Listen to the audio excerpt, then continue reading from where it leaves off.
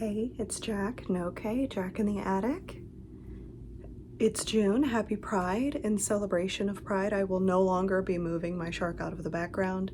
He's been here the whole time, just off screen.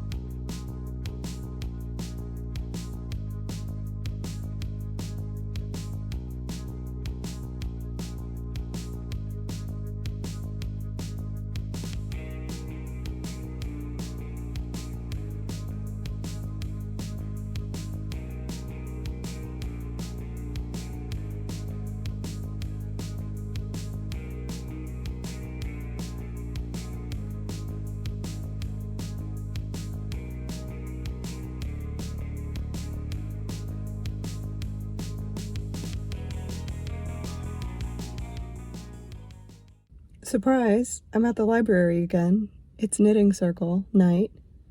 This month has had not that many of them. There's one more next week, but it's on my birthday, so I'm probably not gonna go. I brought my Helia dress again. I've been working on it a lot. I worked on it last night at the other craft circle I was at. It's a 2 craft circle week. Big week for craft circles. Better than 3. 2 is great. 3 is, I can't do 3 anymore. Okay, bye.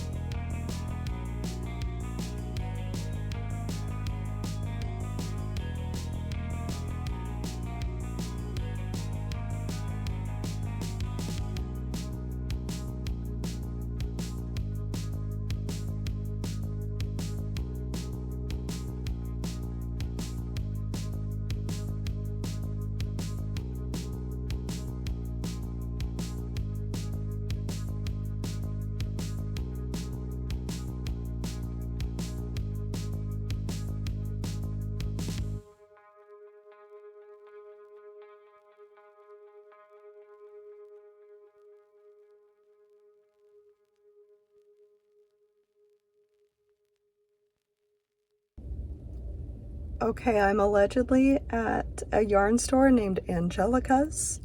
Running joke with my friend is that this place is actually a fever dream and doesn't actually exist because it's way out of the way.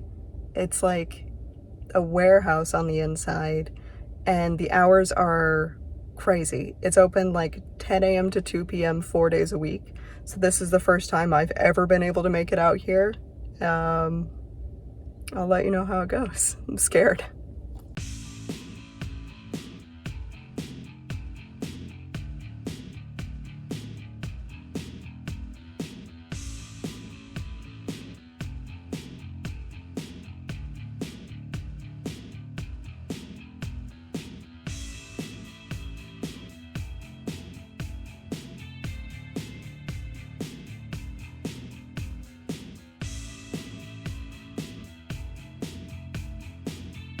Cutting out the part where I wrap up this yarn store visit because I pronounced the name wrong repeatedly. The thing I said before I went in the store is wrong, but more understandably so, because they told me how to pronounce it in the store and then I forgot and had to look it up. Angelica. That sounds right? Angelica. So anyway, I bought a bunch of yarn. We'll talk about it later.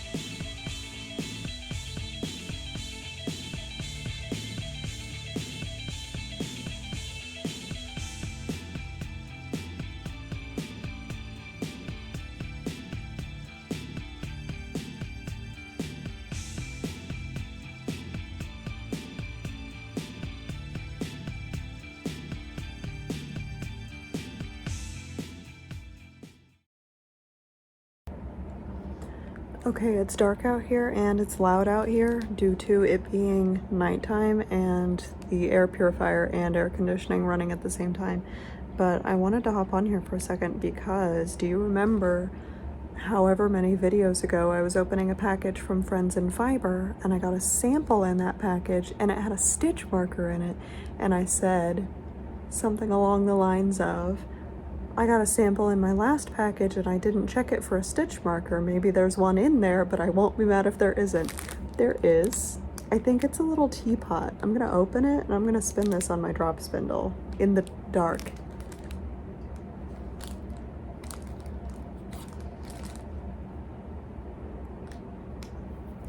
It is. It's a little teapot and a teacup. Oh, and I almost forgot. This is merino and silk. It's Age of Bronze Noir. Let's go.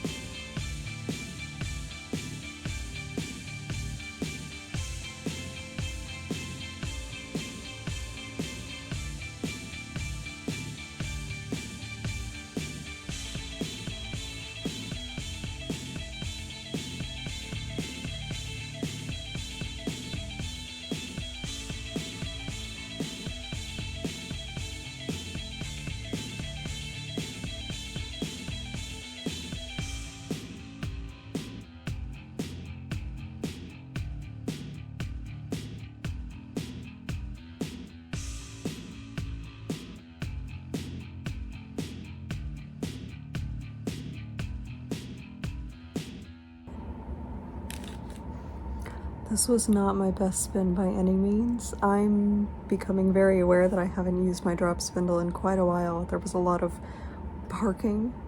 There was a lot of breaking the yarn. So I'm gonna get my e-spinner and spend the rest of the evening on that. But this was a fun little sample. I do like to actually spin all the samples I get for some reason.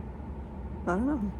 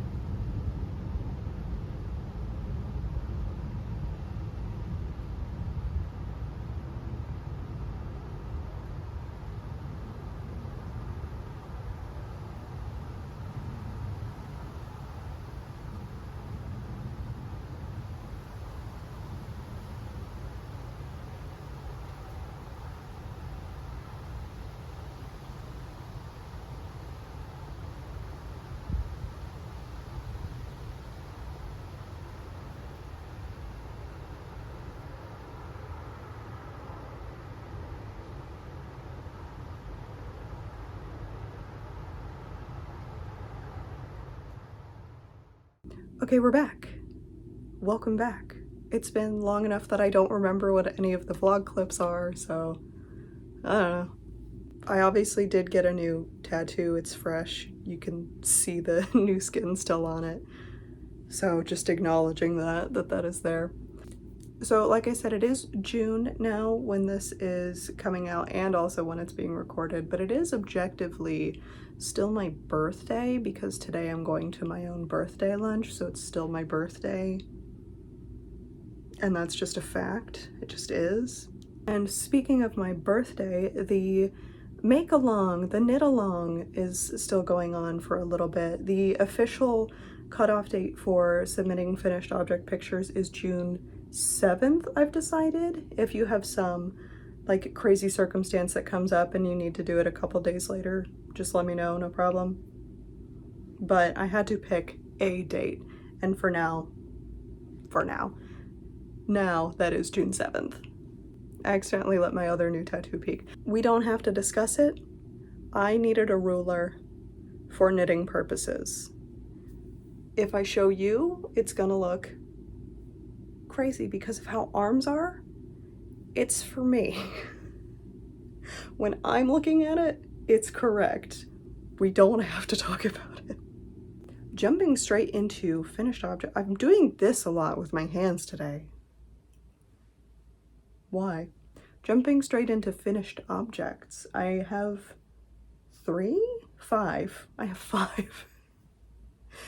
Most of these you have already seen in other videos, so it's gonna just be a quick recap. I still like to do these entire overviews of what I've been working on, what I've finished, whether or not they've been in separate, unrelated videos. So we do have, of course, the Ripple bralette with the one weird stripe.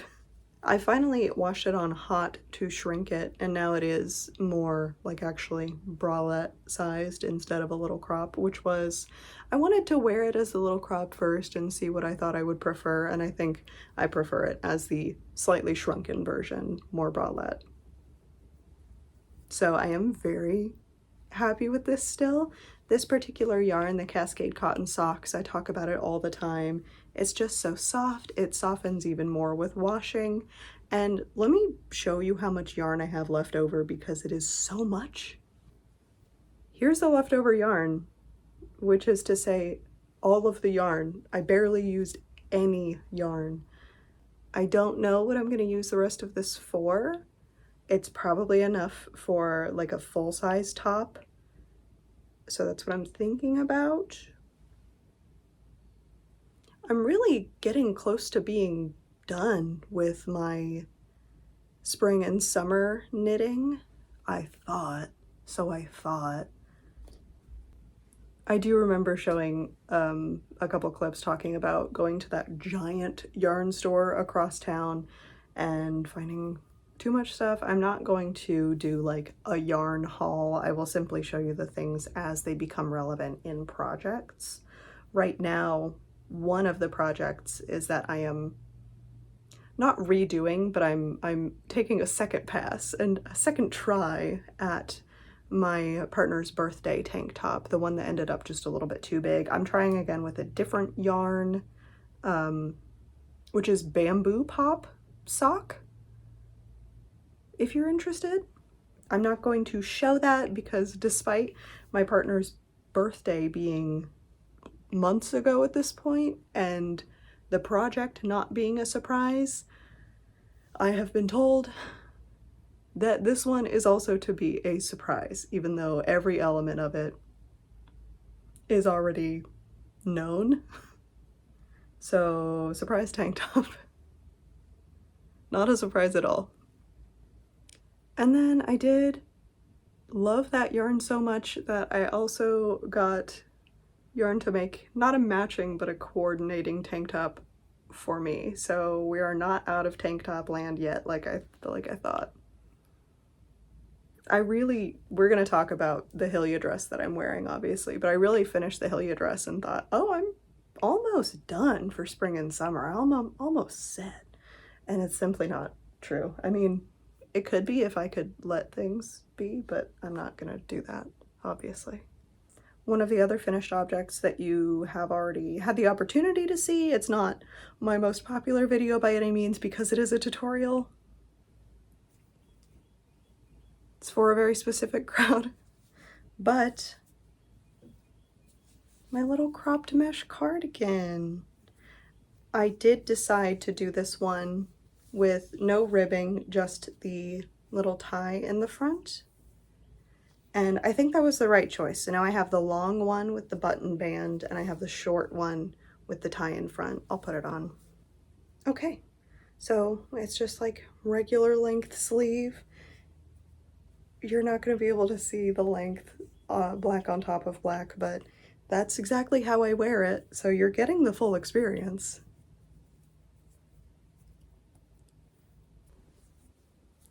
Okay, there you can see it a little bit better. It's just like right about waist length for me with my short torso. This has already been really helpful for the spring days where it's not jacket weather anymore, but I still want something. Yeah, this has been great for that. The long one too, they just go better with different outfits, so I'm glad to have the options now. And then, of course, the Hylia dress. This is the warm weather version, of course. This is the Hobbii cotton silk yarn. I love this yarn so much. I can't remember if I told you that I bought it completely on a whim. I bought a dress quantity on like a hope and a prayer that it was going to be the correct yarn, and I am so pleased with it. It's so soft. I really like the weight of it. You know, I'm weird about the weight of fabric. I like when something is breezy but still feels heavy. Don't know why. And this is exactly that. I was also, you know, a little bit worried with every knit garment that it's going to be a little too sheer, but this really isn't. I usually wear shorts under it anyway. I like to have pockets.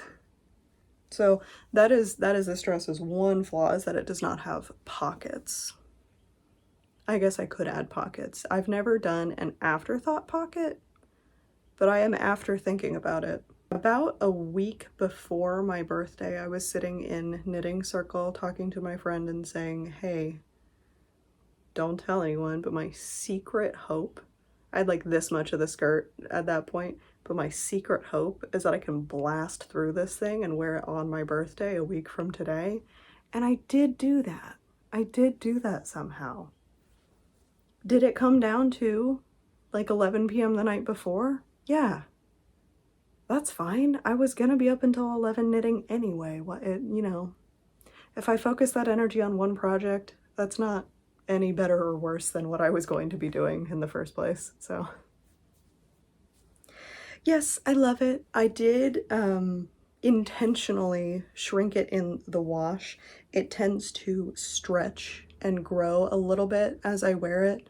Not like a super dramatic amount, but I really like the medium out of the dryer. I've been wearing it for a couple hours. I like that fit the best.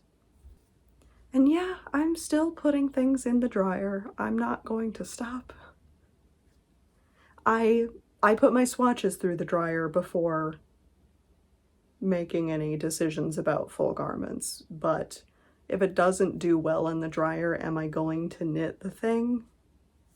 I don't know, because it hasn't happened yet where the dryer just like destroyed what I was working with. So I will have to make that decision sometime in the future, but not today. Jumping back in for one moment, I'm gonna cut this into talking about the Hylia dress. I forgot to talk about, without flashing you, the long stitches I did at the bottom.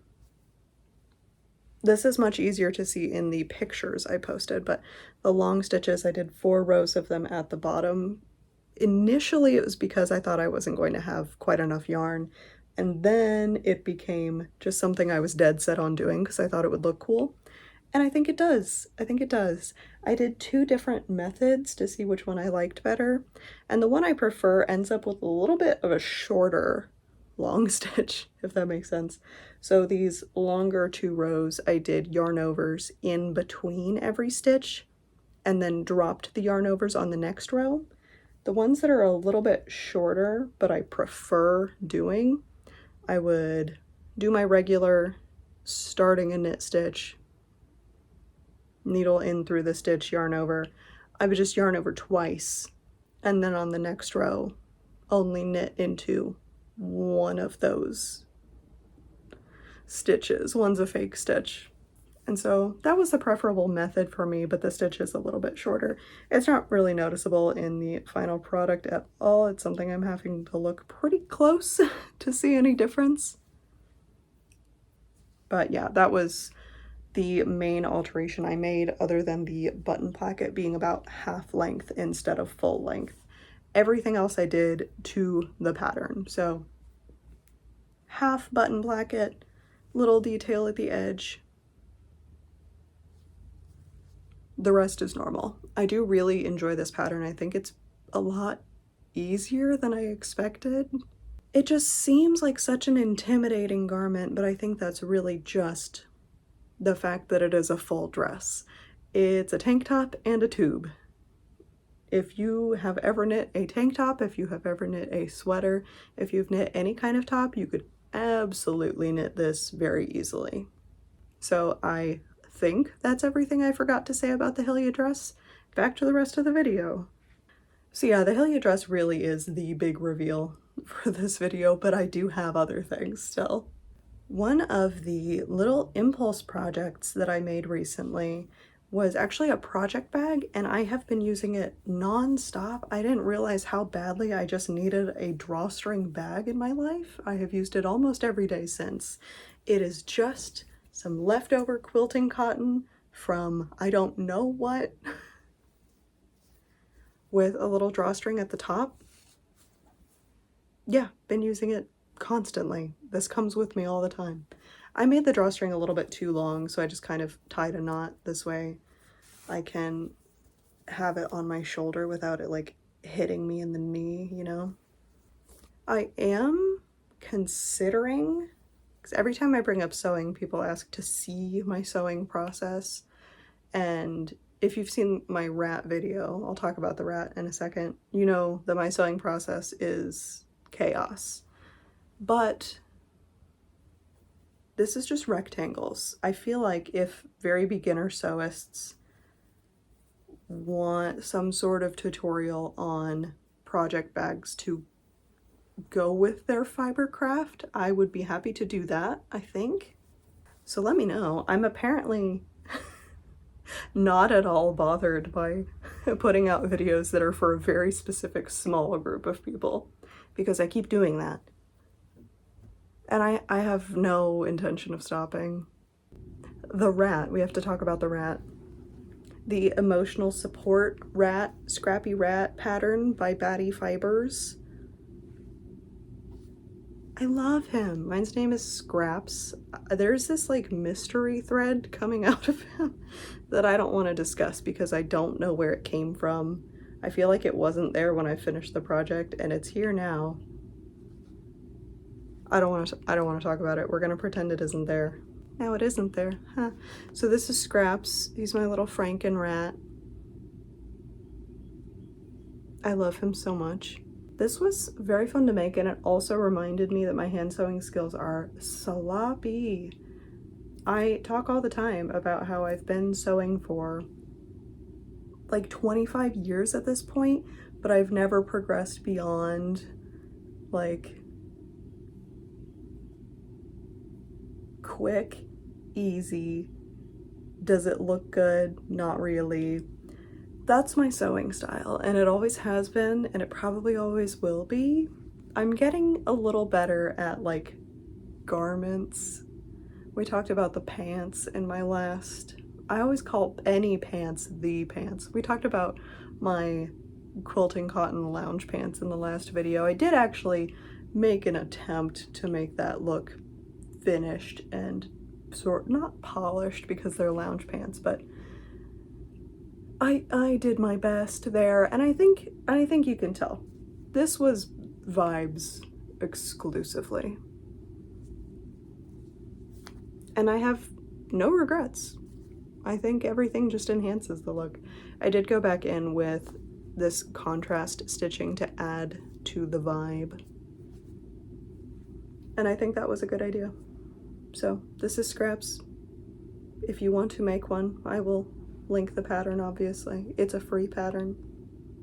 Also, the designer put some tutorials on Instagram specifically for the legs because that's like a fiddly part. Yeah, would recommend. Would highly recommend making a rat. Sorry, CoStar just said something insane to me and the face I made was, I don't know if I even caught it on camera. I hope I didn't, honestly. Moving on to works in progress. I have many, but not as many as before, right?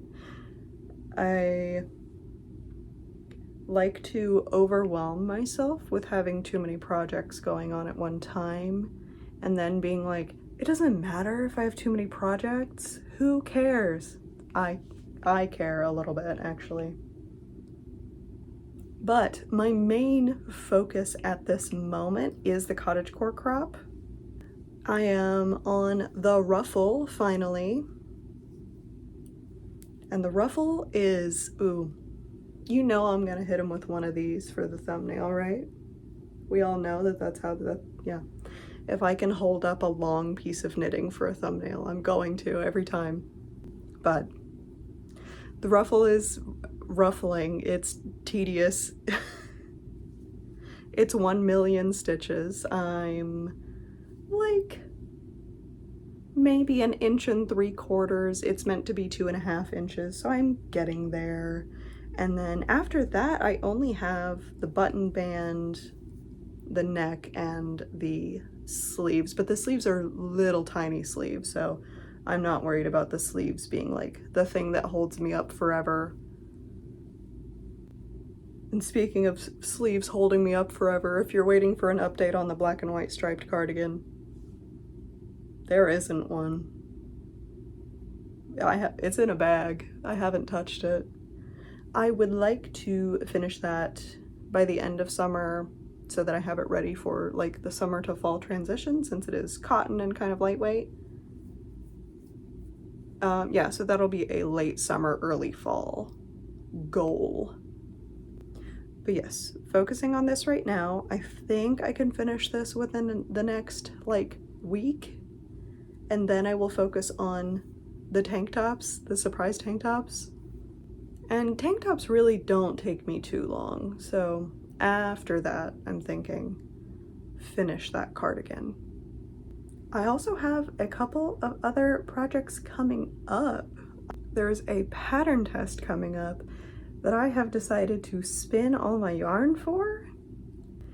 Teehee, so a while ago, I didn't film this, but I purchased a large quantity of undyed, sort of oatmeal colored BFL from BZB. I don't know why I say it like that. I can't say it normal. BZB Farms? BZB Fibers. BZB Fibers. It's BEESY BEE BZB. That's why I'm saying it so weird. But yeah, a couple months ago, I received a large quantity of this fiber. I wasn't positive at the time what I was going to use it for, but now I know 100%. It's on my e-spinner. I didn't want to take the bobbin off of my e-spinner, so I brought the whole e-spinner just to show you this yarn. We're here. Here's my entire e-spinner. So for some reason, some of it like on this side is looking kind of sloppy and bigger than I'm trying to spin, but down here all looks perfectly good and normal. I'm trying to spin about a fingering weight so that I can do a 2-ply DK weight. And so yeah, the little thicker portions are just going to be fine. I'm still getting into the swing of spinning consistently, you know? And I know that hand spun yarn is going to look like hand spun yarn, but when I do some playbacks with this, and I am using my control card consistently for probably the first time, when I do playbacks with this, it's looking good. I mean, it's looking to be about what I'm trying to make, so feeling okay about this. I was feeling better about it before I brought it on camera. The more I stare at it, the more I'm seeing that it is mostly consistent. There are just a few thicker chunks. There are little, like, kind of thicker, darker brown bits in the fiber that if I don't, like, specifically draft those out pretty aggressively, they will just become kind of a thick section of the yarn, and that is fine with me. I think that is going to look fine in the final product, but yeah, overall trying to spin about fingering weight, and I'm medium successful at that right now. Okay, so I don't remember what order these are going in, so you may or may not already know that I'm doing several, like, just popping in to add more information or correct something or whatever, but here's another one of those. I plied this yarn that I was kind of concerned about because my consistency was not there. It was kind of all over the place, but now that it is plied, I am confident it is actually DK. It has some sporty moments, it has some worsted moments, but like it is mostly DK. I'm getting consistent 12 to 14 reps per inch. That's pretty solid DK. So I am no longer so like deeply concerned that I'm gonna mess up this test pattern and like ruin someone else's life from my spinning. My spinning is fine. It's not the best in the world, but it's fine. My main concern now is that this is the color of apartment carpets, the kind that hides centipedes really well, you know? So I'm gonna have to get that out of my mind because I don't want this to remind me of that. But otherwise, really happy with it. It's cute. That's all. The other thing I just finished spinning is my first braid of this Polworth. I keep hearing people pronounce it differently. I'm not going to actively try to change my pronunciation. It just comes out of my mouth however it comes out of my mouth, and if that's different every time, that's none of my business. Anyway, this is from John Arbin Textiles. It was undyed 100 grams, and I spun like thread.